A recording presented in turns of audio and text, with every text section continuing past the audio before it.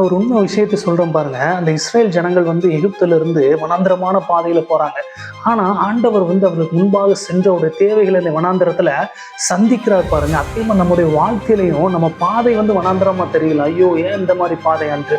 ஆனா அவர் வசனம் சொல்லுகிறது, அவருடைய ஜனம், அதாவது அவருடைய ஜனத்திற்கு அவர் முன்பே சென்று எல்லாவற்றையும் பார்த்து கொள்கிறார்கள். இப்ப நடக்கிற பாதை வனாந்திரமா இருக்கலாம், ஆனா அந்த இடத்துல உங்களுக்கு என்ன தேவையோ, என்ன ஒரு தண்ணீர் தேவையோ, உணவு தேவையோ, அதே மாதிரிதான் உங்களுடைய வாழ்க்கையில என்ன தேவை என்பதை தேவன் அறிந்திருக்கிறார். அந்த வசனம் என்ன சொல்லுன்னு பார்ப்போமா? சங்கீதம் 68:9. தேவனே, சம்பூர்ண மழையை பெய்ய பண்ணி இழைத்து போன உமது சுதந்திரத்தை திடப்படுத்தினீர். ஆமென். இது முன்னாடி பார்த்தோம்னா அது வனாந்திர பாதையில இது ஆண்டவர் செய்கிறார். இன்றைய நாட்கள் நீங்க வனாந்திர பாதையில சென்று கொண்டிருக்கலாம். ஆனா ஆண்டவர் சொல்லுகிற காரியம், சம்பூர்ணமான மழையை உங்களுடைய வாழ்க்கையில நான் பண்ணுவேன், உங்களை திடப்படுத்துவேன், நீங்க சோர்ந்து போக வேண்டாம், நான் இருக்கிறேன், நான் நடந்து போறான். அதாவது அவருடைய ஜனமா இருக்க நமக்கு முன்பாக அவர் நடந்து போகும்போது நமக்கு என்ன தேவையோ அதை ஆயத்தப்படுத்தி வைத்து கொண்டுதான் என்ன பண்றாரு, நம்மளை அந்த பாதையில நடத்தி செல்கிறார். நம்ம பண்ண வேண்டியதுதான் அவரை விசுவாசிக்கணும், ஜெபம் பண்ணணும், அவருடைய பிள்ளையா இருக்கணும்.